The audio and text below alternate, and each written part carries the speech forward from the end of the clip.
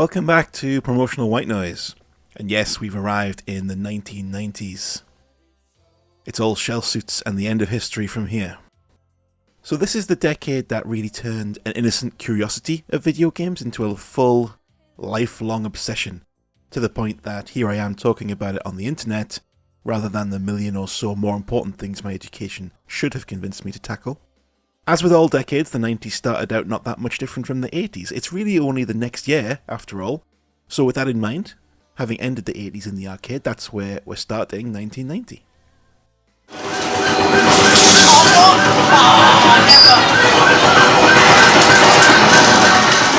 For a lot of my childhood, I played my arcade games in a place called the Spanish City, which was a really misleading name for what was a small, concrete-walled fun park located on the seafront of Whitley Bay in northeast England.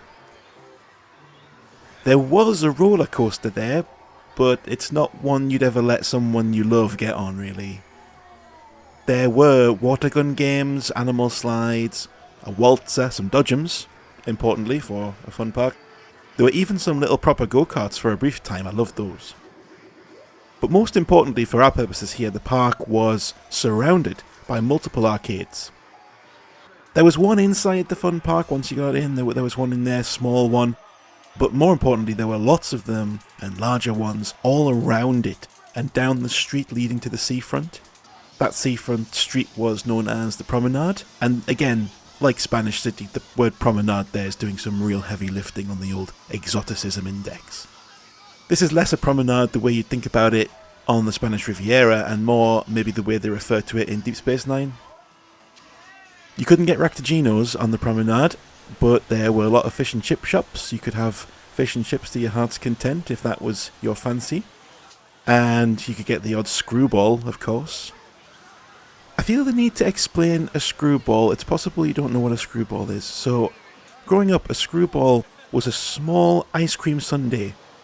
It came in a little plastic cone, and it had a ball of bubblegum in the bottom, and it was something your mum really didn't want you to have, so it felt incredibly rebellious and cool. I think it cost around 35 pence or something, but they were really the epitome of punk rock in my town growing up. So these arcades are the places I played Too Much Turtles and Final Fight that we talked about last time. You could feel the sand in the carpet that had blown in from the beach. Even in shoes you could feel it and you could see it. You could smell the salt air and you could hear kids shouting in joy on rides. And it's into this theatre of dreams. Allow me to introduce the only arcade game I ever completed. And I'm using big air quotes around the term completed. It's G-LOC.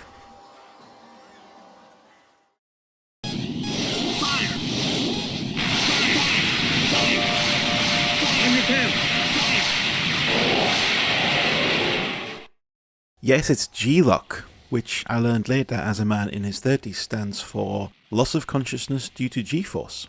And no, it wasn't only because it's in Top Gun Maverick. I knew what it meant before that. But it wasn't a long time before, I must admit. Side note, it actually says it on the title screen in the home version. But while we're on the subject of Top Gun, that is absolutely why this game exists. For those of you not old enough, you may well remember how popular Top Gun Maverick was in 2022. Well, the original Top Gun was an absolute cultural phenomenon when it was released in 1986. People who'd never thought about the Naval Air Force became ardent fans of it overnight. Kids wanted to learn how to fly. The subscription rate for the cadets went through the roof. Everyone wanted to fly. I wanted to fly. I saw the film sometime later. Obviously I didn't see it in 86. I saw it probably not long before 1990, and it had a profound effect on me. It made flying seem magical thing that you really just wanted to be involved in. The most prominent video game to try and capitalise on this early on obviously was Afterburner and its sequel Afterburner 2. Very successful, undoubtedly great games for their time, but I was a bit young during that era, and the simplistic nature of them made me sort of bounce off them a little bit. They don't reside here in the 121 best video games of all time, according to me.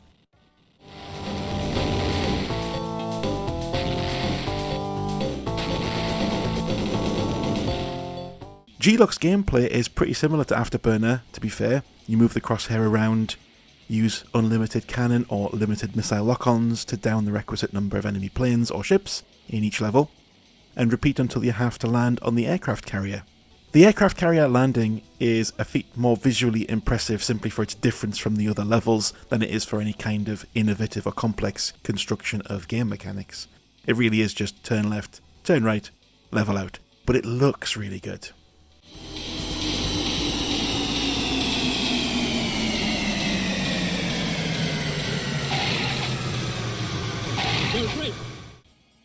Interestingly, this was actually a spin-off of Afterburner, made by Sega after all, which is why Afterburner 3 is actually G-LOC 2 in Japan. But a little like Final Fight, the big chunky visuals made this game feel more real.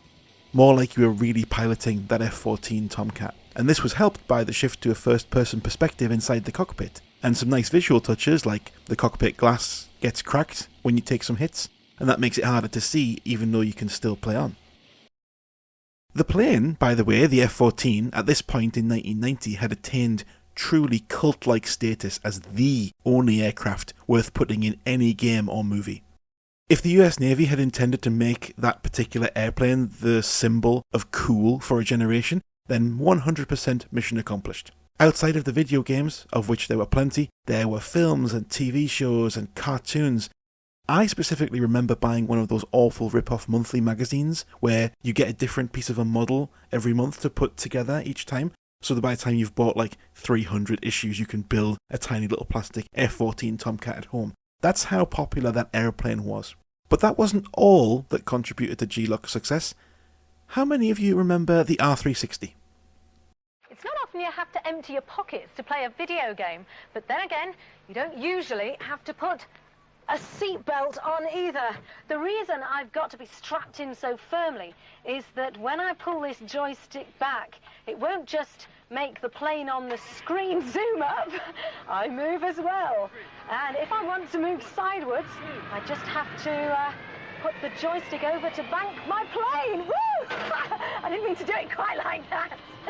Oh dear, luckily real pilots do have a bit more control than I do. Oh dear, I don't think I've got the hang of this.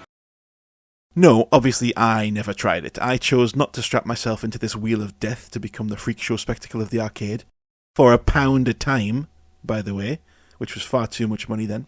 No, I left that to other suckers, and in fairness, I never really saw anyone else on it either. But this was what G-LOC was really designed for, which explains why you play it on a standing cabinet, or in any other way you might find in 2024. You might find that the plane rolls a bit too easily, and that's because every roll on the screen corresponded to a physical roll in the R360, which I'm sure was an absolute blast if you're into projectile vomiting, candy floss and Coca-Cola. It's not too bad actually. Even without that novelty though, G-LOC is still remarkable for being the first example I can remember of having selectable difficulty in the arcades. Sure, in Outrun you could turn left for easier and right for harder, but this game asks you right up front, do you want beginner, medium or expert? And each difficulty essentially gave you an entirely different video game with a different ending. Beginner was of course the one I completed on 2 or 3 credits, a really cheap way for a young kid to get a good sense of satisfaction. But there were levels entirely unique to medium and expert if you were brave or experienced enough to try them, along with unlocking the power to speed up via Afterburner, which, let's be honest, didn't do an awful lot.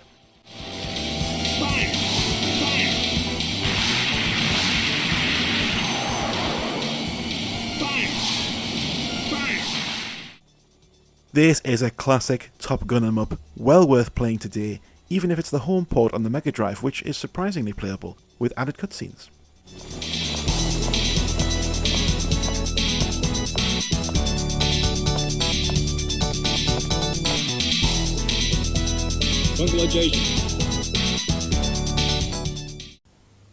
Itchy fingers, gotta go, hit the button, play the video.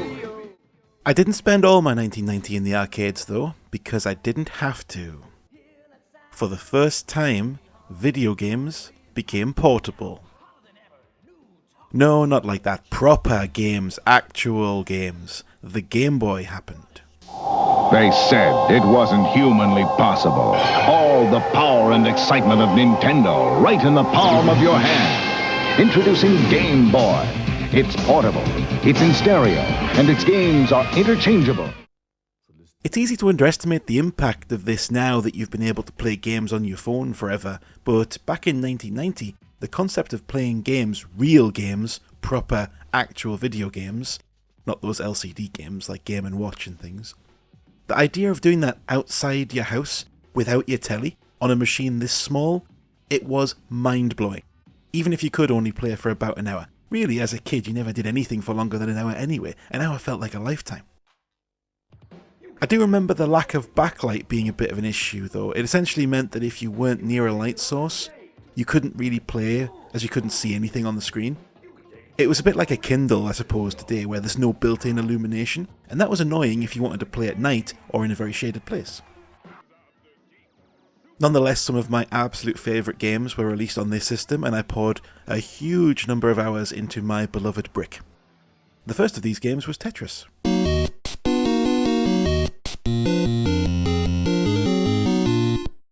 The Game Boy launched bundled with Tetris, which was not a brand new video game at the time. You might have seen a movie about this recently. It's well worth a watch, as the history of how it came about is genuinely fascinating. But suffice to say, there was a PC version a good while before this. But in 1990, Tetris reached its true potential, in my opinion, as the first major portable gaming mega hit. The simplicity of it meant that the Game Boy was the perfect platform. Short bursts of intense gameplay, no need to follow a story or make multifaceted long-term decisions like in an RPG. There is no long-term in Tetris, beyond trying to build a 4-line Tetris, of course. There's also no need to listen to the sound, so you can be on a crowded bus or a train and that's fine, although you did want to listen to that iconic soundtrack.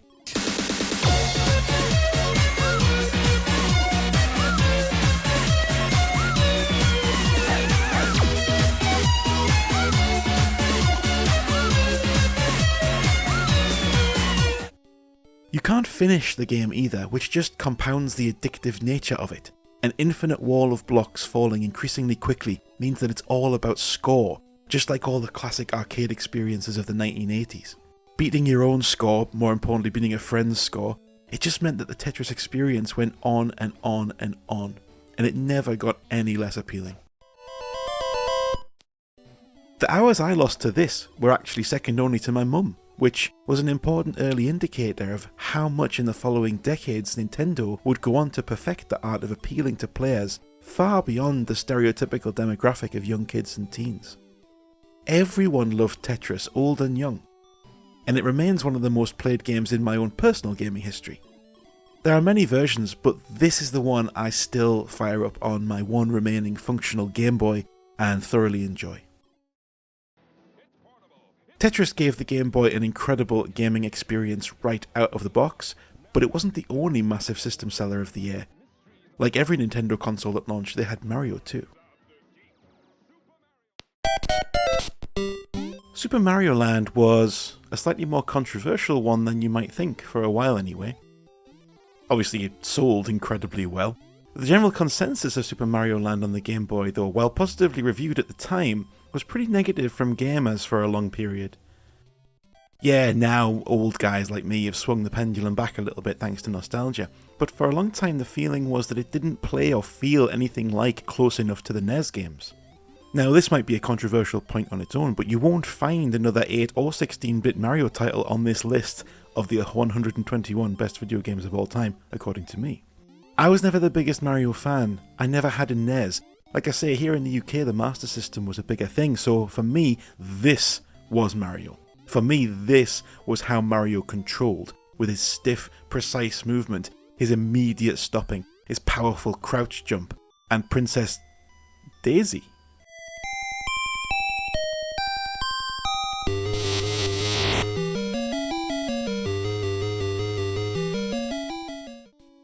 Nintendo also proved in this game that they got portable gaming. They nailed it immediately.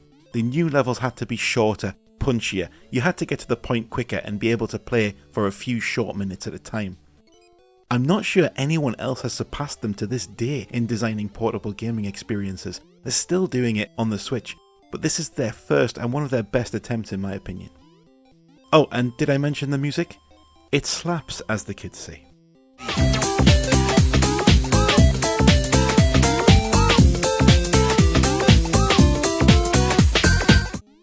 This is a leaner, quicker, more heavily edited Mario, it feels like. You race to the end, the princess is in another castle, let's go. You literally can't go backwards. You also had some really nice bonus stage ideas that sadly didn't make it past this entry. End the level by showing a little bit of skill to reach the higher door and you get rewarded with a bonus game to gain either more lives or a fire flower boost. And sometimes that was essential, as some of these stages were tough right from the start. Thematically too, there was way more freedom on display here in a way you probably wouldn't see again until Mario Wonder in 2023. It seemed the devs were given free rein to do whatever they wanted. We see Mario in ghostly haunted Halloween caves with spider enemies, on an Atlantis-style ocean platform fighting seahorses and ocean robots, and on Easter Island. This was all very different from his adventures in the Mushroom Kingdom, and the game felt fresher for it. More importantly, the levels piloting a submarine and a plane were real welcome departures from the tried and tested gameplay of the NES games, and they made this entry feel like a more rounded experience to me. Grab a Game Boy and get this played if you've never tried it, but leave your existing knowledge of Mario at the door.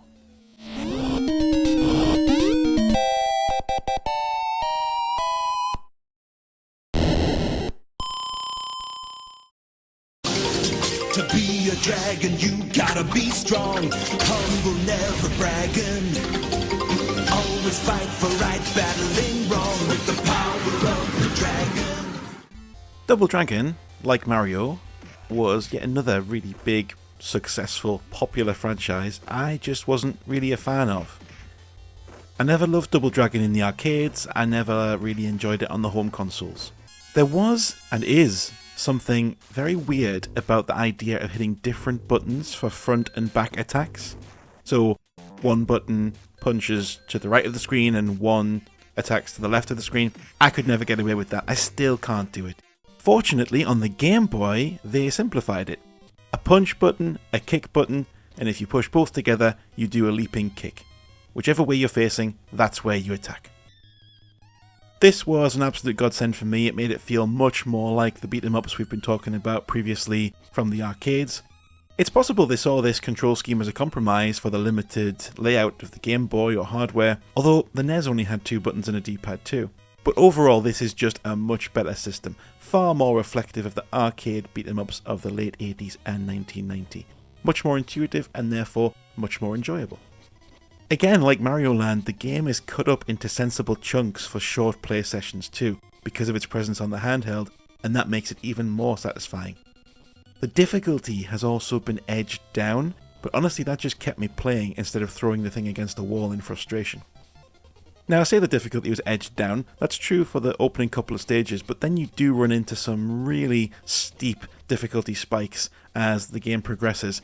It's that kind of thing that makes you wonder how much playtesting went on with this version of Double Dragon, and how much they just wanted to get the thing ported to the handheld to rack up some sales.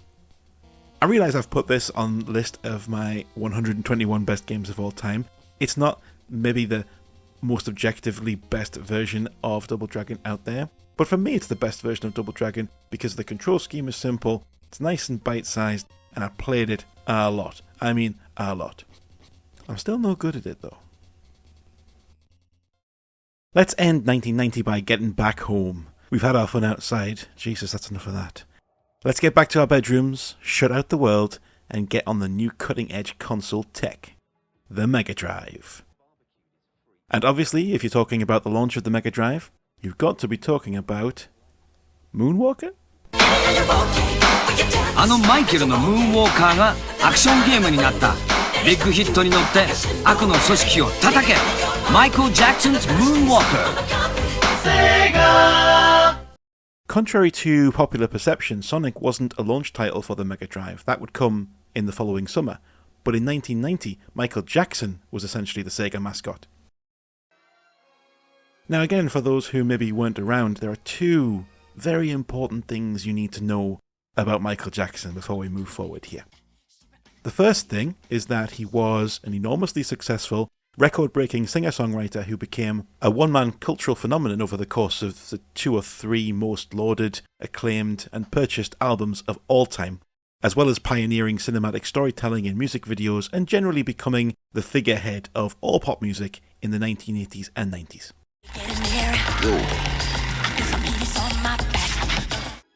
The second thing is, well, okay, so, right, how do I, right, the second thing that's important to know about Michael Jackson is he made a movie with Joe Pesci. There he is! Hold it! Wait! Hold it! He's not going anywhere. In the long tradition of movies made by and about music acts, Moonwalker is essentially an extended music video montage, loosely held together by a truly bizarre overarching plot involving Michael, playing himself, battling what seems to be a kind of fascist paramilitary police force that all at once seems to want to eliminate Michael himself, shut down creative expression in general, and kidnap kids.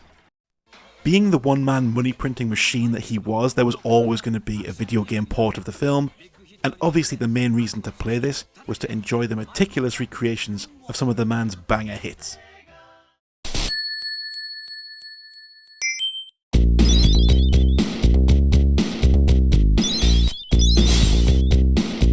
Michael!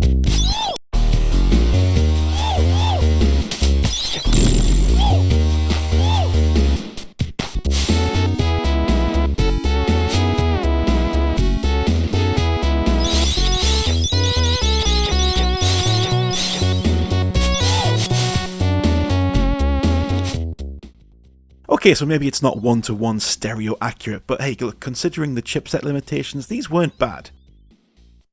The game itself is a side-scrolling platformer beat-em-up. You work your way through a number of locations from scenes in the movie, and you rescue the kidnapped kids to fill your energy meter. There's nothing super remarkable in any of this, except at the end of each stage, when the boss encounters require you to engage in some of Jackson's iconic dance moves.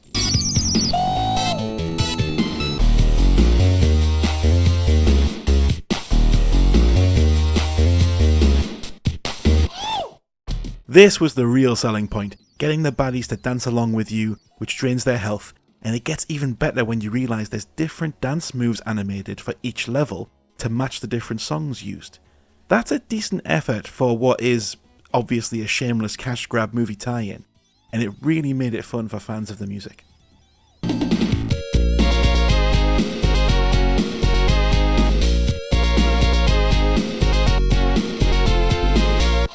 Look, nobody's pretending this is one of the best games ever made, except me. It's one of the 121 best games ever. Because despite its obvious limitations, there was nothing more appealing at the time for a Michael Jackson fan than stepping into those pointed shoes and making everyone dance along to your favourite tracks. You can actually moonwalk in this game. You can do the finger snap thing in the air to make ladders come down. You have a dedicated ooh button. And every movement of the Jackson sprite itself looks like it's contributing to an interactive music video as you play, because that's what each level feels like.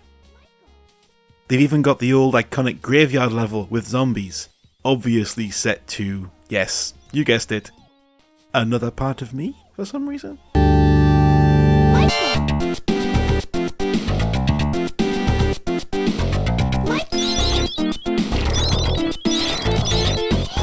And if you still need convincing, you can even make dogs dance. 10 out of 10.